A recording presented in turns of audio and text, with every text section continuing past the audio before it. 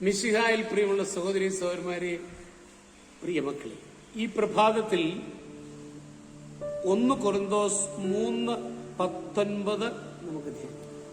1 Corinthians chapter 3 verse 19. ഇവിടെ നമ്മൾ വായിക്കുന്നത് ഇങ്ങനെയാണല്ലോ: എന്തെന്നാൽ ഈ ലോകത്തിന്റെ വിജ്ഞാനം ദൈവത്തിന് ഭോഷത്വമാണ്. ഈ ലോകത്തിന്റെ വിജ്ഞാനം ദൈവത്തിന്റെ മുമ്പിൽ ഒന്നുമല്ല. അബോധ്യമാണ് ഇവിടെ പൗലോസ്ലീഹ പ്രകടമാക്കുന്നത്.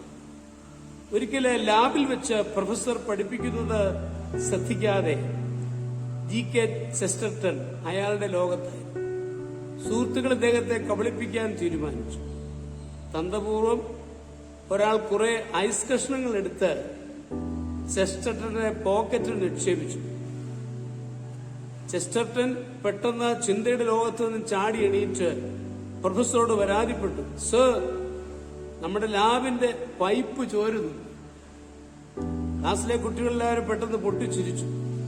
തന്റെ പോക്കറ്റിൽ നിന്ന് തന്നെയാണ് വെള്ളം വരുന്നതെന്ന് അയാൾ വളരെ വൈകിയാണ് മനസ്സിലാക്കി. ഒരു ദിവസം റോഡിലൂടെ അതിവേഗത്തിൽ പോവുകയായിരുന്നു G.K. ചെസ്റ്റർട്ടൻ. എതിരെ വരുന്നവരൊക്കെ അദ്ദേഹത്തെ കണ്ട് ചിരിക്കാൻ തുടങ്ങി. എന്തുകൊണ്ടാണ് അവർ ചിരിക്കുന്നതെന്ന് മാത്രം അദ്ദേഹത്തിന് മനസ്സിലായി. ഒരുപക്ഷെ തന്റെ കോട്ട് ശരിയായില്ലേ? അദ്ദേഹം പരിശോധിച്ചു. കോട്ടിന് കുഴപ്പമൊന്നുമില്ലല്ലോ. പിന്നെ എന്തുകൊണ്ടായിരിക്കും? എതിരെ വന്ന സ്ത്രീയാണത് കാണിച്ചു തന്നത്. ഒരു കാലിൽ ഷൂസും മറുകാലിൽ സ്ലിപ്പറുമാണ് താൻ ധരിച്ചിരിക്കുന്നതെന്ന് അപ്പോഴാണ് അദ്ദേഹം തിരിച്ചറിഞ്ഞത്.